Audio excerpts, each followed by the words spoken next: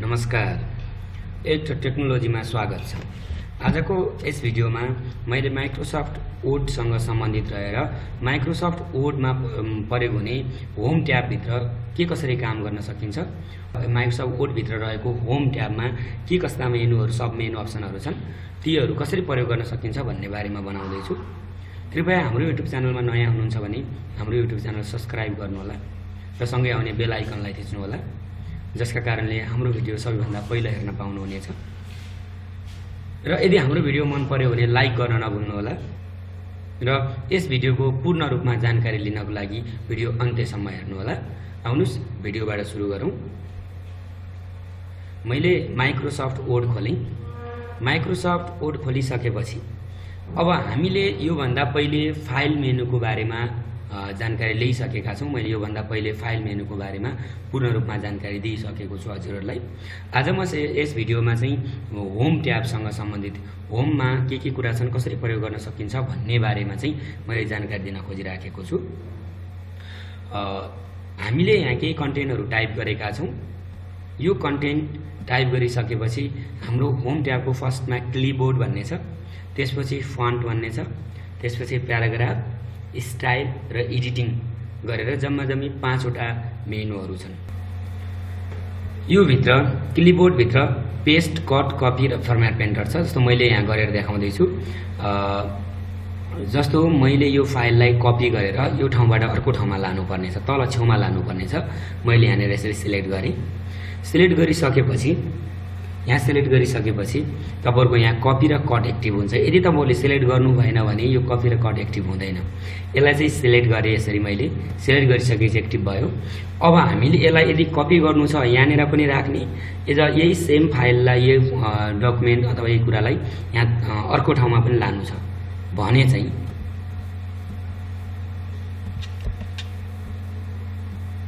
मैले यहाँनिरको यो कुरालाई कपी गरेर यहाँ तल लानुपर्ने छ भने सिलेक्ट गरेर यहाँ कपी भन्ने छ, कपीमा क्लिक गर्नुहोस् अनि यहाँ लगाएर राख्नुहोस्। यहाँ क्लिक गर्नुहोस्। तपाईँले डकुमेन्ट अथवा तपाईँले कपी गरेको कन्टेन्टलाई कहाँ राख्न चाहनुहुन्छ त्यहाँनिर सिलेक्ट गर्नुहोस् अनि चाहिँ गएर पेस्ट गरिदिनु भयो भने तपाईँको एज अ सेम डकुमेन्ट यो कन्टेन्ट यहाँ पनि छ र यो कन्टेन्ट यहाँ पनि आयो। यसरी कपी गर्न सक्नुहुन्छ। नभए यो फाइललाई कपी गरेर नयाँ फाइलमा लानु छ अथवा यो पुरैलाई कपी गरेर नयाँ फाइलमा लानु छ भने सिलेक्ट गरेर कपी गर्नुहोस् अनि यहाँ फाइलमा गएर न्यू डकुमेन्ट गर्नुहोस्। नयाँ डकुमेन्टमा लानु छ या अन्य कुनै सफ्टवेयर अथवा अन्य कुनै डकुमेन्टमा पनि लान सक्नुहुन्छ अनि यहाँ गएर पेस्ट गरिदिनु भयो भने सेम हामीले उताबाट कपी गरेर ल्याएको फाइल यहाँ आउँछ।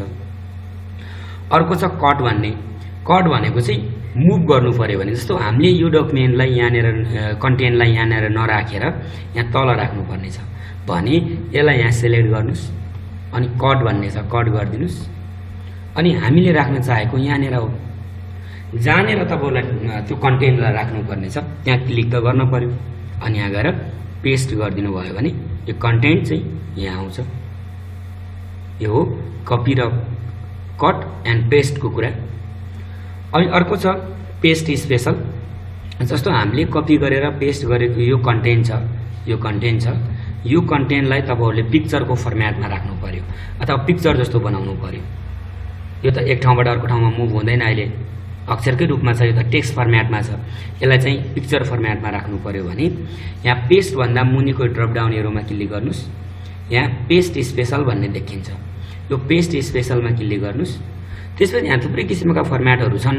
मैले चाहिँ पिक्चरको फर्म्याटमा राख्नुपर्ने भएको हुनाले मैले पिक्चर इन्हान्स मेटा फाइल भन्ने फाइललाई चुज गर्छु फर्म्याटलाई अनि यहाँ गएर ओके गर्ने बित्तिकै हामीले भर्खर बनाएको डकुमेन्ट यहाँ पिक्चरको फर्म्याटमा देखिन्छ। यसरी हामीले बाउन्डिङहरू छ, बाहिर क्लिक गरेर आउँदैन, यहाँ क्लिक गरेर बाउन्डिङहरू आउँछ। अब यसलाई हामीले मुभ गरेर तलमाथि सार्न सक्छौँ। यसरी यो वरपर सर्ने भयो, यो चाहिँ सर्दैन। यसलाई चाहिँ हामीले यसरी रोटेट गर्नु पर्यो भने रोटेट पनि गर्न सक्यौँ। यसरी कस्तो खालको बनाउने हो तपाईँले पिक्चरको फर्म्याटमा राख्न सक्नुहुन्छ। मैले यसलाई हटाइदिएँ। त्यसपछि अर्को छ यस्तै पेस्ट फर्म्याट पेन्टर। जस्तो मैले यहाँनिर गएर एउटा कलर लगाइदिएँ, यसको टेस्ट हाइलाइट कलर गरिदिएँ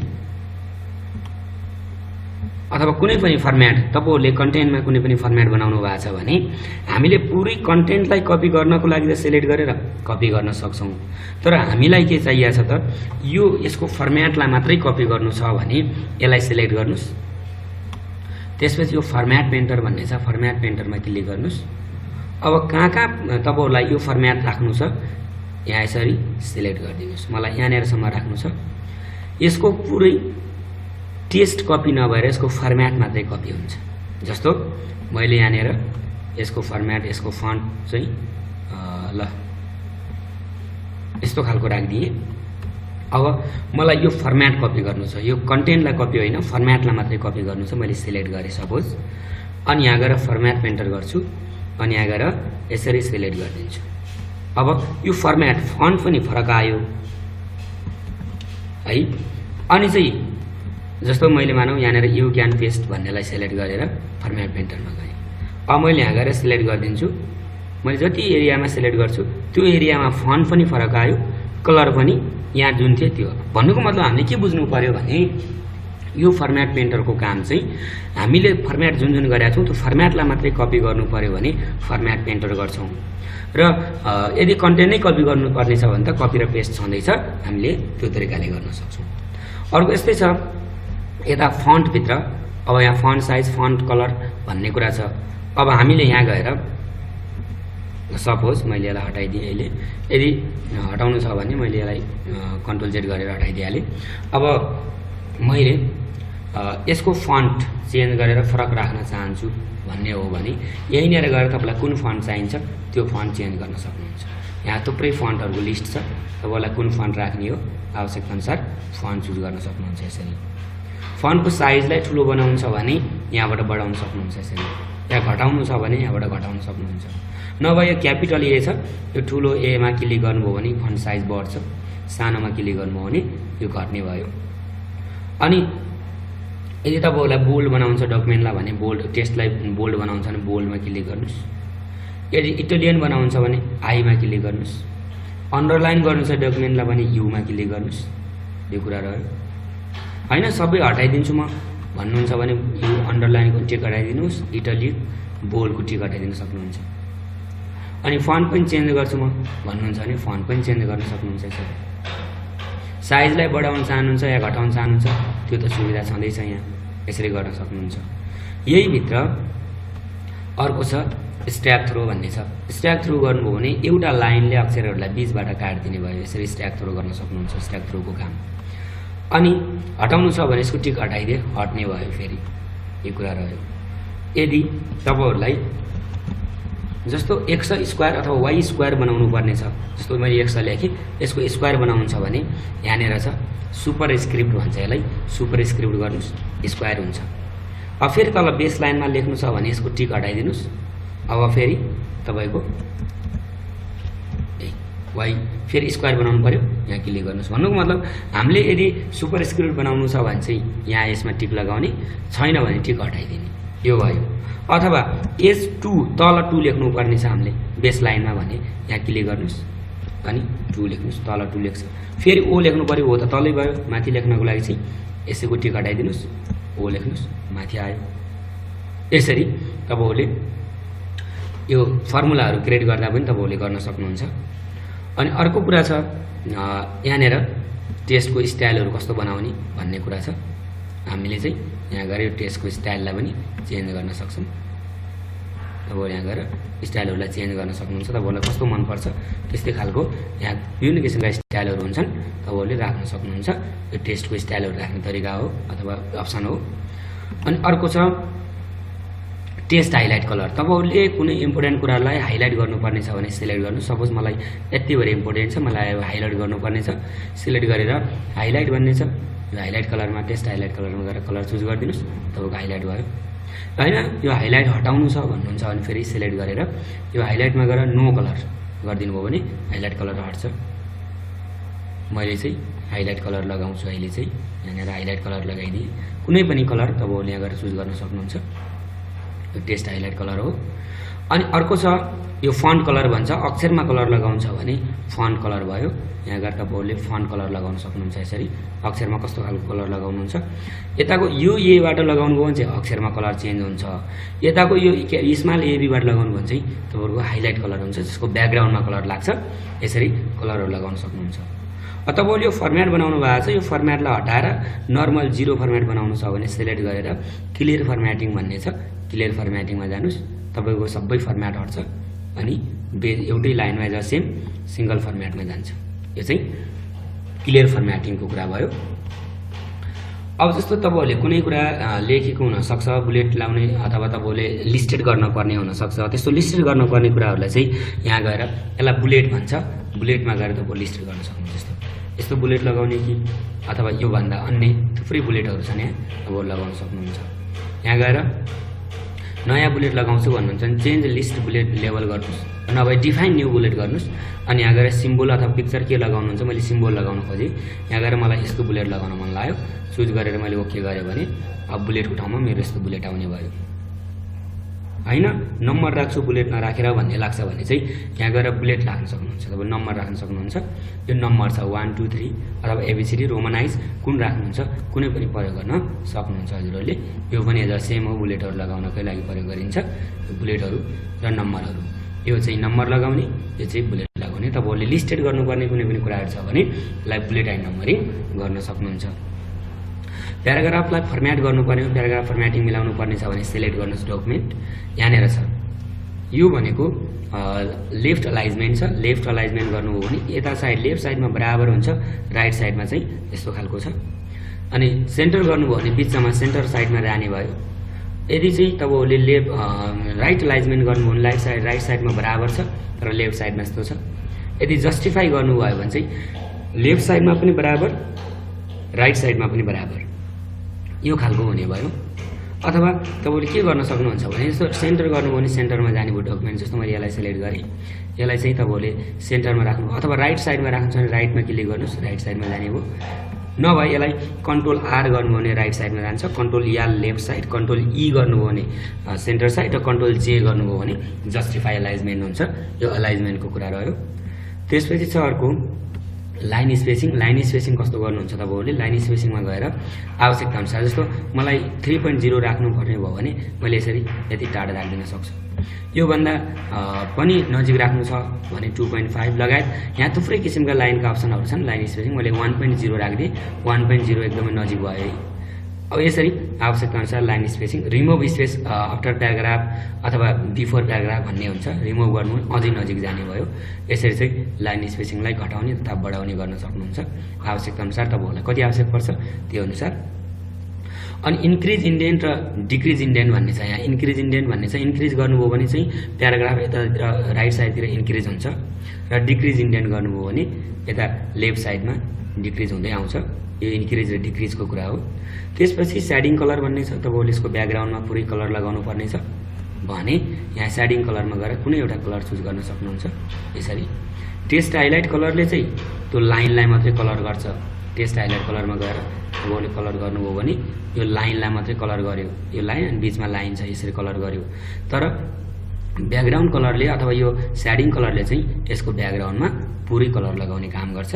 यो चाहिँ ब्याकग्राउन्ड कलरको अथवा टेस्ट यो हामी के भन्न सक्छौँ भने यसलाई स्याडिङ कलर भन्न सक्छौँ। स्याडिङ कलर हो। अब हटाउनु पर्यो सबै भने सिलेक्ट गर्नुहोस्। त्यसपछि स्याडिङ कलरमा गएर नो कलर भन्ने छ, नो कलर गरिदिनु हो भने कलर सबै हटिहाल्छ। यो चाहिँ स्याडिङ कलरको कुरा रह्यो। अब बोर्डर छ। यसलाई बोर्डरभित्र राख्न चाहनुहुन्छ भने यहाँ बोर्डर भन्ने छ। यो बोर्डरमा गएर आउटसाइड बोर्डर भन्ने छ। आउटसाइड बोर्डर गर्नुभयो भने एकैचोटि सबै साइडमा बोर्डर लाग्ने भयो होइन। म लगाउँदैन भन्नुभयो भने नो बोर्डर गर्नुभयो भने बोर्डर हट्छ। टप साइडमा बोर्डर चाहियो भने टप बोर्डर गर्न सक्नुहुन्छ। यदि बटम बोर्डर गर्ने हो भने चाहिँ बटम बोर्डर गर्न सक्नुहुन्छ तपाईँले। कुन साइडमा चाहियो, यदि हटाउनु छ भने चाहिँ नो बोर्डर गरे हट्न सक्छ। अथवा तपाईँहरूलाई जुन चाहिन्छ यहाँभित्र भएका यी थुप्रै किसिमका बोर्डरहरू छन्, आवश्यकता अनुसार बोर्डरहरूलाई प्रयोग गर्न सक्नुहुन्छ। अब मैले यहाँनिर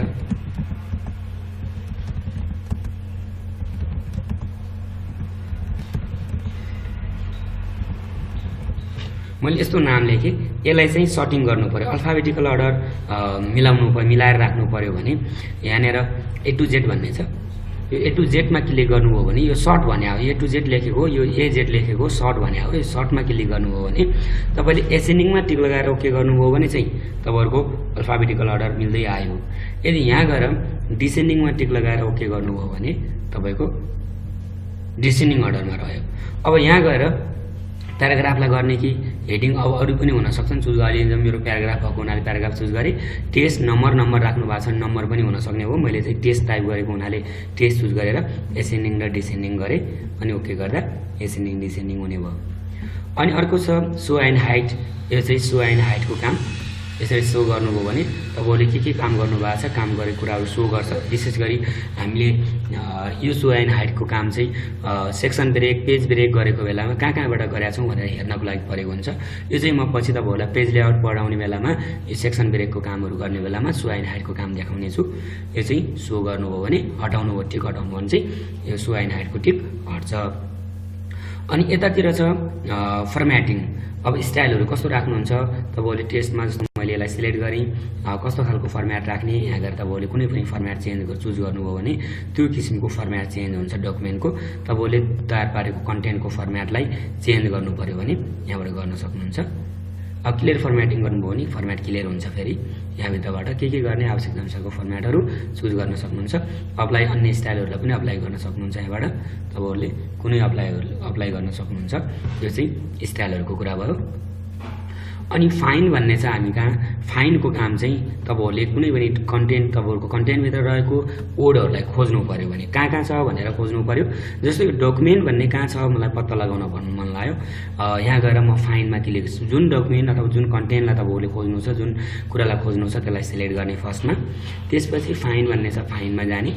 अनि यहाँ गएर तपाईँहरूले फाइन्ड नेक्स्ट गर्नुभयो भने कहाँ छ डकुमेन्ट यसरी टक्क देखिन्छ। यहाँ हेर्न सक्नुहुन्छ जहाँ डकुमेन्ट थियो त्यो डकुमेन्टमा हाइलाइट भएर आइराखेको छ। यो चाहिँ डकुमेन्ट पत्ता लगाउने कुरा रह्यो। अर्को छ रिप्लेस।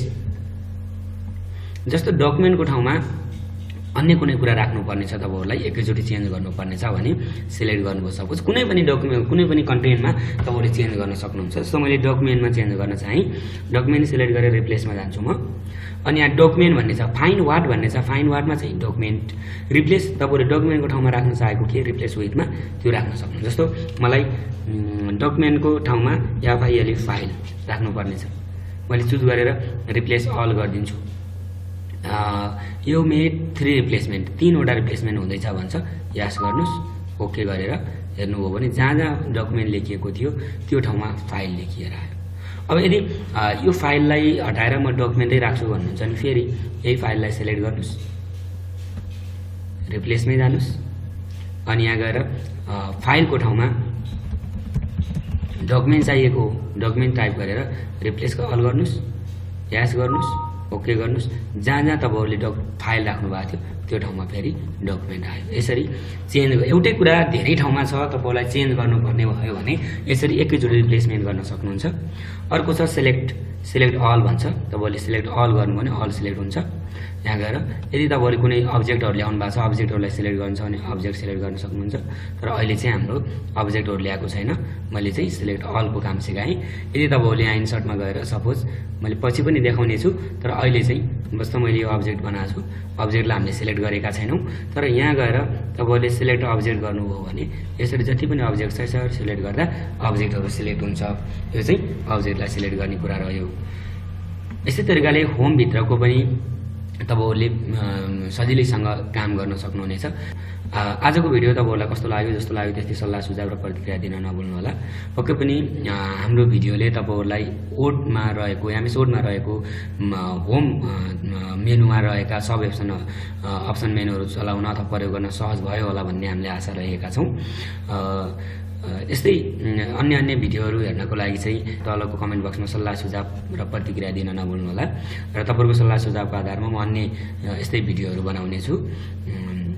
र यदि हाम्रो युट्युब च्यानलमा नयाँ हुनुहुन्छ भने कृपया सब्सक्राइब गर्न नभुल्नु होला र सँगै आउने बेल आइकनलाई थिच्नु होला, जसका कारणले तपाईँले हाम्रो भिडियो सबैभन्दा पहिले हेर्न पाउनुहुनेछ भन्दै आजको यस भिडियोबाट म बिदा हुन चाहन्छु। हस्त, नमस्कार।